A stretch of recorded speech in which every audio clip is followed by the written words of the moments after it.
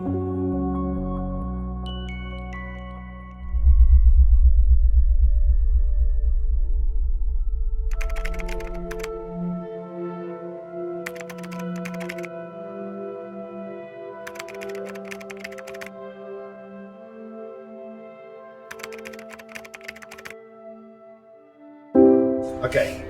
so at COP26, what do you want to tell people? I want to tell people to build a better future for themselves and everyone else. I'm tired of hearing people talk about climate change again and again and again and not putting anything into action. So I drive all electric, we have solar panels and at home and we run on 100% renewable energy. At COP, I would like people to actually make a difference and put their words into actions rather than just talking about the situation. I wish that everyone could be a bit more sustainable. There would be more wildlife and animals that could just wander around. I want the future to be a cleaner and better place.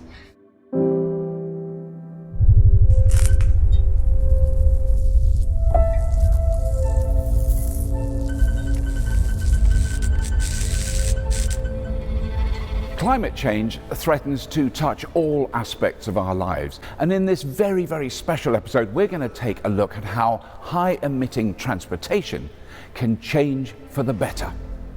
We're going to talk to a handful of young people about their hopes, dreams and fears for the years to come.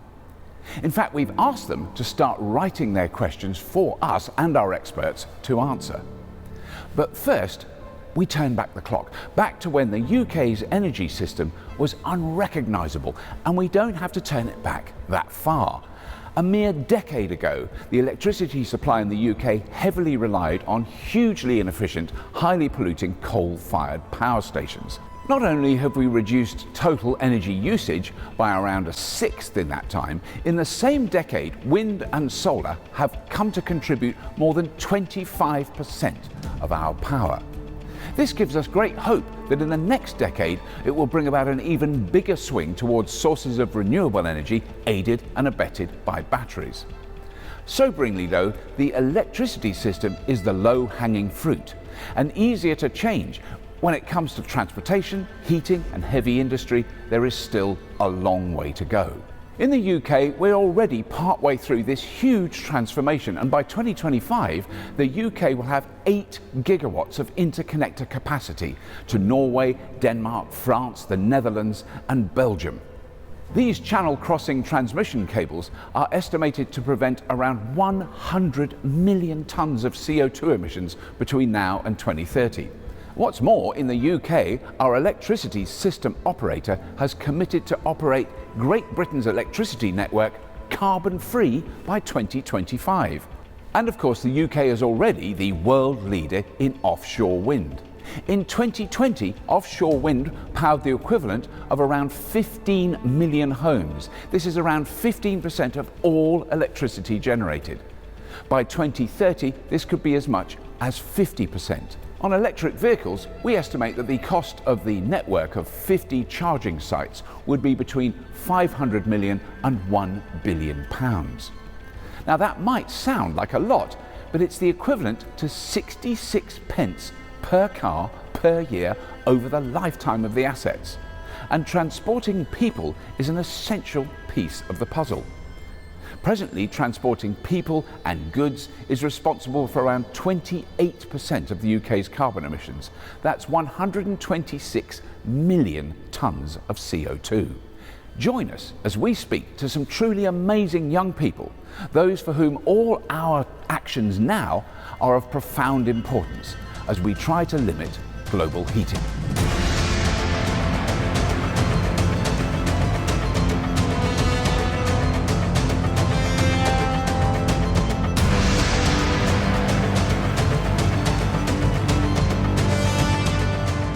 So I'm very pleased to welcome 4 wonderful young people who have some really interesting and challenging questions for us. So, young people, please step into the ring. And joining them, I really want to welcome our team of experts who have very kindly volunteered to answer their questions. So guys, step into the ring, please. Excellent. Now, we've gone through all the questions and paired them up together. So, let's get on with it.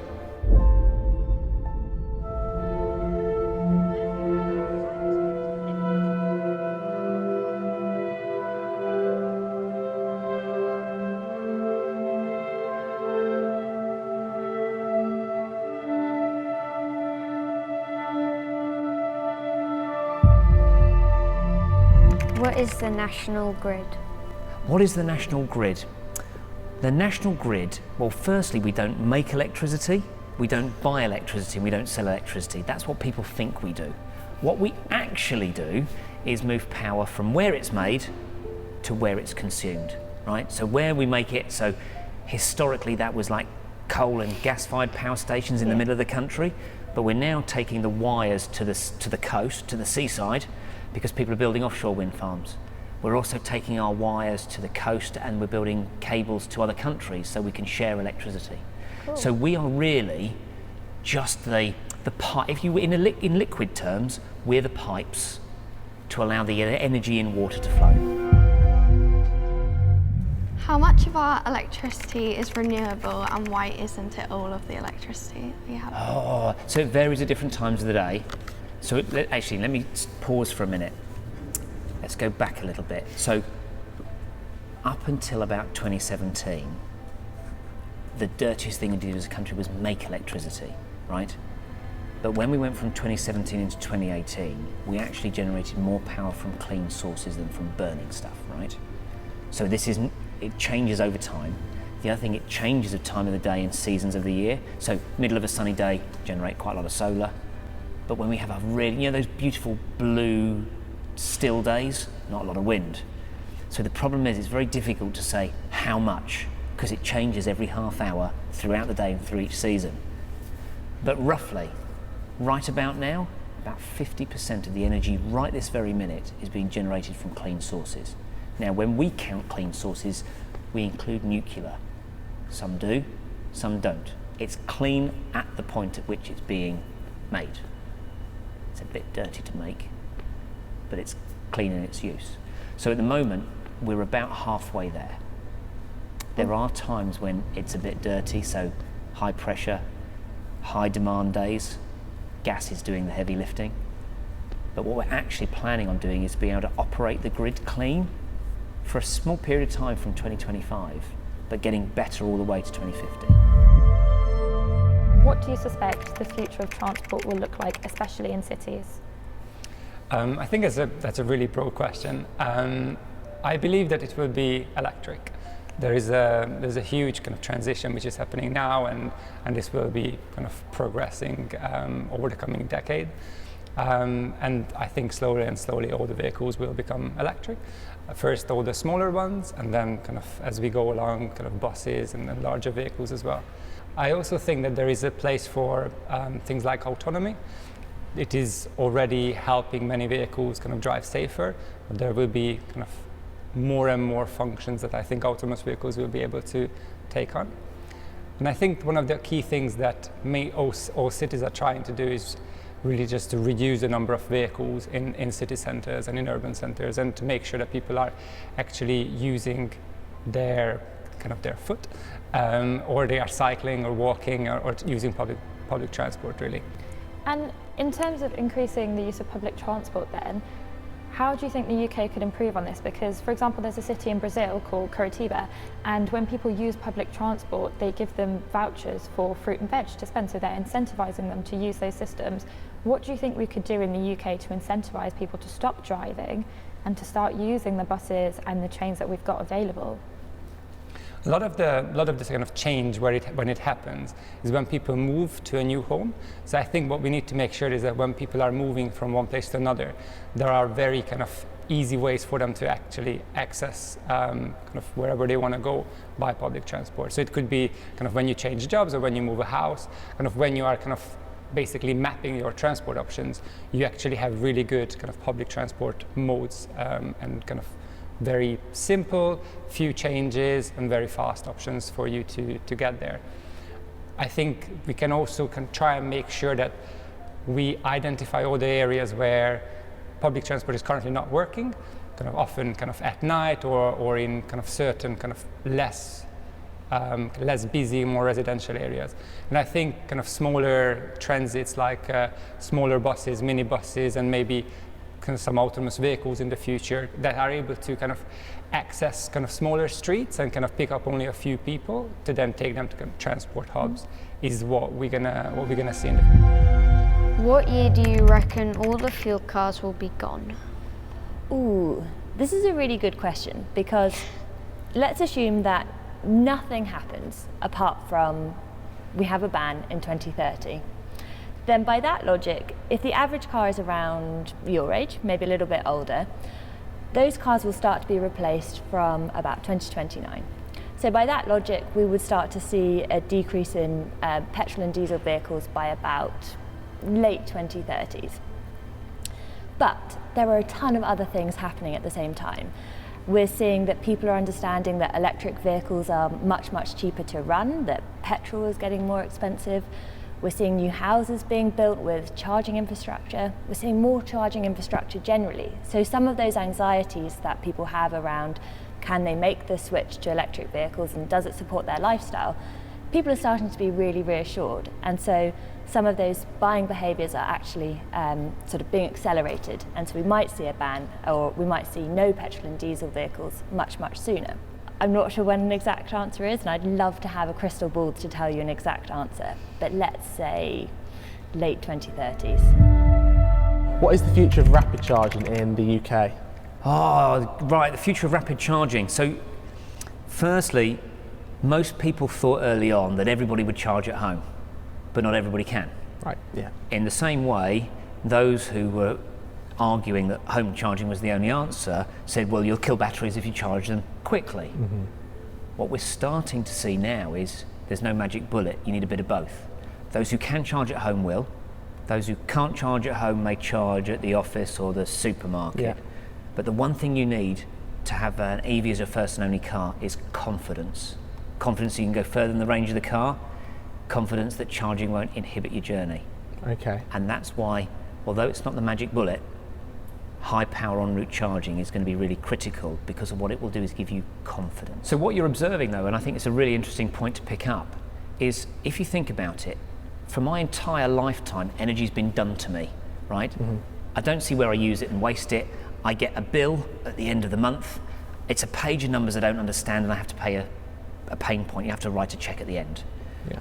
What you're observing is the ability to democratize energy. Yeah. You can make it yourself. You can choose when you use it. You can store it. You can sell it back to the grid. So that democratization piece, I think, is really interesting, because none of us have been able to participate in the energy system before, and you're actually demonstrating participation. Yeah. So that, for me, is really exciting, that democratization of energy. Are electric vehicles suitable for young people? Well, the short answer is obviously an overwhelming yes, they absolutely are. But I think if you start to look at it a little bit more closely, young people generally might be on a bit of a tighter budget, maybe they're a student, and I certainly remember a time where I would fill up my car with £2.50 worth of petrol. However, £2.50, petrol-wise, that might get me 10 miles. In an electric vehicle, that could be your entire tank. Mm-hmm. So from a cost of ownership and how much that represents of your budget, absolutely a perfect vehicle. But those are the things that we can sort of really understand in terms of the difference that they make to your personal wallet. But actually we can start to see the broader implications, things like better improvements to health, greater productivity through more improved air quality, and those things which are kind of invisible but will manifest in the economy and in years to come show that these are clearly a great choice for young drivers. And all drivers, in fact. Well, that's it. But going back to your first point about your £2.50 on fuel, my fuel price never really changes. It's always going to be below £5 to fully charge my car, and I can do as much driving as I like, and I don't have to worry about spending a fortune in fuel. Whereas my friends who are driving petrol and diesel cars, for some reason I'm always the designated driver because it doesn't cost me anything. So it's obviously I've got a much larger investment to put out. I mean, I paid £5,000 for a used Renault Zoe. For a first car, it's quite a lot of money. But once I paid that, I was fuel free, maintenance free. It works out a lot cheaper in the long run for me. Why are there not many electric options with planes, buses and trains and things like that? I think that's a good question, and I think that's kind of partly linked to just timing. So I think there is a lot of development that has been happening with electrification, with vehicles. If you look at it like 10, 15 years ago, there were very, very few options, even in vehicles. By now, there are quite a number of them. I think there is a little bit of just a progression really for the technology to fit into some of the more kind of complex vehicles. So buses just need kind of much more energy to move around, and therefore they need kind of much bigger battery packs, but then they are kind of get very heavy. So there's just technology needs to basically kind of catch up with the use cases. So I think kind of as we go along, we will see kind of lots of batteries kind of being in. I mean, there are already some buses. We have been working with refuse collection vehicles, which are kind of the very complicated ones, because they carry all the waste from households, but they are also able to now run on batteries. And I think it's going to kind of move forward to other technologies. In terms of airplanes, I think for smaller aircraft, it will be possible for them to just carry the batteries around. But the energy density for now of the batteries is not really sufficient yet to go kind of long distances, kind of for the very long international flights. They're just basically too heavy for a plane to just carry them around. Kind of as planes fly, fuel gets consumed, but batteries don't. So they kind of keep there on the airplane and keep them heavy. I think that's where some of the kind of new technologies will have to be developed to make sure that long distance flight. We talk about sustainability a lot, and one of my key questions is how can we ensure that less economically developed communities aren't left behind both in practice and in policy? It's a really important question, and it's part of the root of the problem, because one of the things we see in the world today is that there have been societies which for various reasons have got hold of technology first, and they kind of shoot off ahead, take all the benefits and leave a lot of people behind. And that has a lot of problems. It's unfair, it generates resentment, it generates distrust. And fundamentally, we live on one planet and we share this planet. Like whatever your politics, we have one planet and we're all on it. And so you can't operate in a way which just splits society. And so when it comes to involving communities, the problem I think the world has is that there is a lot of focus on changing big systems, and the people who can change big systems are the people with the existing power and money in the world. But the quickest way to do it is to just get on with it. Mm-hmm. And the problem is that quicker decisions involve fewer voices. And the challenge for the world is that we have to make sure all the voices are heard. Everyone's got to be on board with this project. But we still need to get things done quickly, and that's the trade-off. It's not that, in principle, it's easy to include everyone, but it takes time. And I think that we don't have a choice. We don't have a choice because, more than anything, I mean, the issues of climate change are about many things. They involve responsibility for a planet and how we choose to live our lives. But more than anything else, they're about social justice. We don't choose to be born, but we can choose how we live our lives, and we are all citizens of this planet. And so it matters that we take time to have these debates, and there are no easy answers. I can't tell you that there is a method that works perfectly in the time we have available. But I think what does need to happen is that the nations that do currently have the power and the money need to take responsibility for listening, and they need to accept that they have benefited from the current system enormously in ways they don't appreciate, and that they only have to give a little bit to let everyone else come up with them. In 2080, when I'm retired, what would the world look like if we keep on going how we're going? So I'm hesitant to answer this question because the answer is not pretty. In 2080, if we don't change anything about how the world looks at the moment, the world's coral reefs, for example, will be dead. They will be surviving in fragments in some places, but all those beautiful, rich areas of biodiversity, the ocean doesn't have to warm very much for corals to die. So there won't be coral reefs if we carry on as we are by 2080. Other things that will not look good, so if we carry on as we are, carbon dioxide in the atmosphere will be, well above 500, and that, parts per million, and what that does is it doesn't just affect the way Earth works now, it locks in warming for a long time to come. So the world would be warmer. Now, it's not all about, we go out on a cold day and it's a bit warmer, so that's a bit nicer. If you add extra energy to the Earth system, what it does is it changes global weather patterns. So it shifts where the big storms happen, it shifts where you get lots of rain, it shifts where you get lots of drought. And the difficulty with that is that our human systems assume that the rain happens here, so we put farms here, and that the winds happen like this, so we put our trade routes there.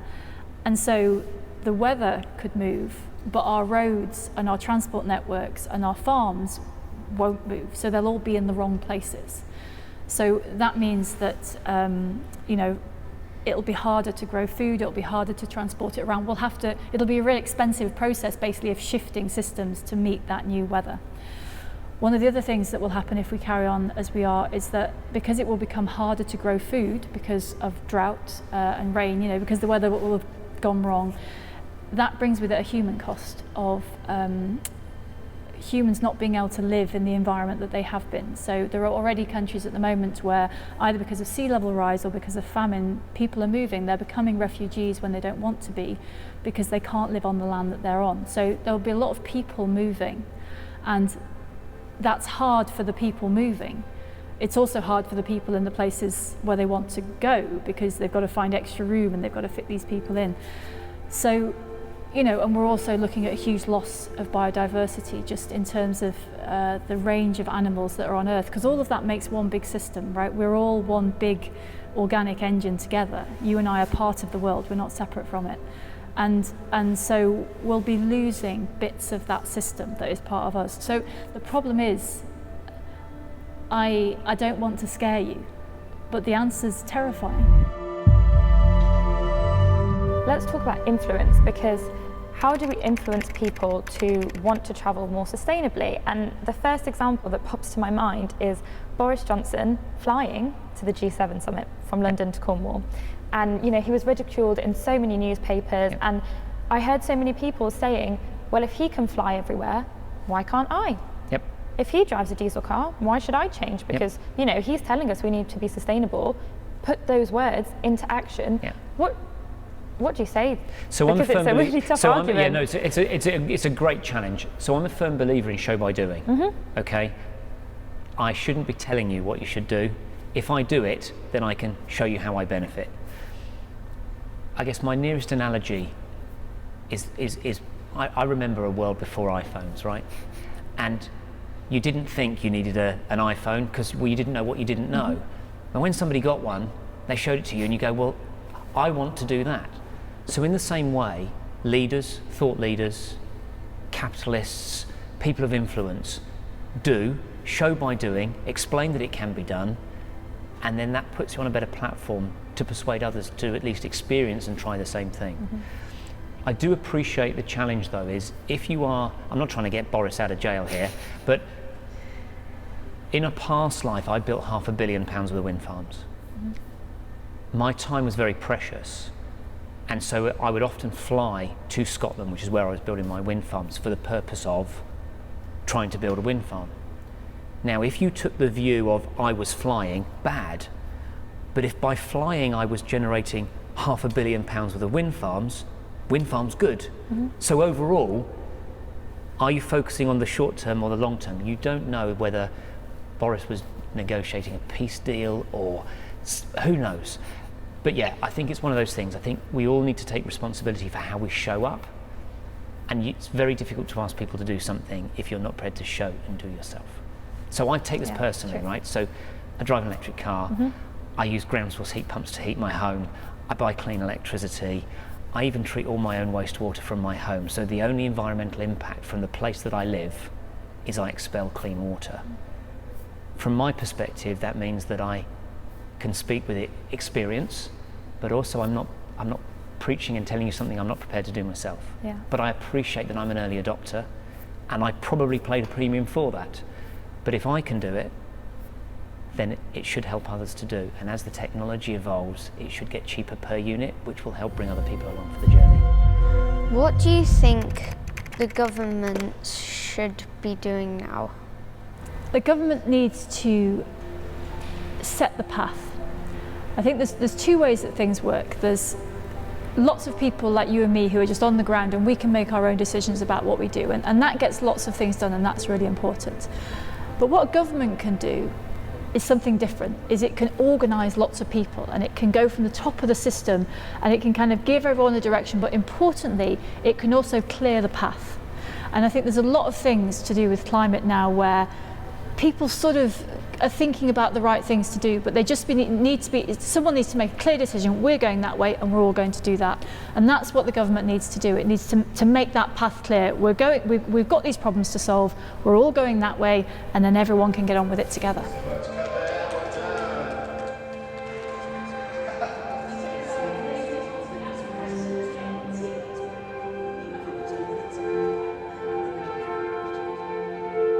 Well, it's been incredible to talk to the next generation about our generation. It's critically important that we look through their eyes. What will the world look like by 2050 if we don't act now? I mean, some of us might not be here, sort of me probably, but they will. It's really important. We are in an emergency, so isn't the resource that we really, really need to worry about, above all else, time? So, there we go, that's it. If you have been, thank you for watching. And if you have been, If you have been, If you have been, If you have been, thank you for watching. thank you for watching. thank you for watching. thank you for watching.